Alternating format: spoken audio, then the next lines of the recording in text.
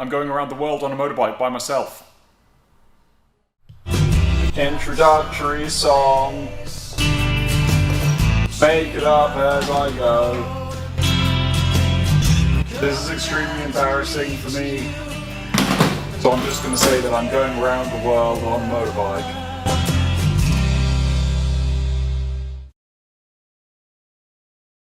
I'm going to ride something like 30,000 miles in I don't know how many days through a lot of different countries.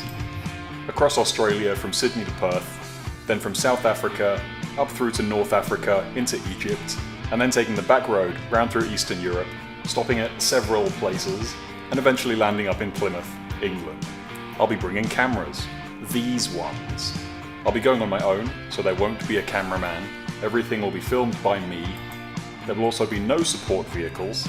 I'll be travelling around the world, linking up with myself at the borders. But really, the motorcycle will be on its own.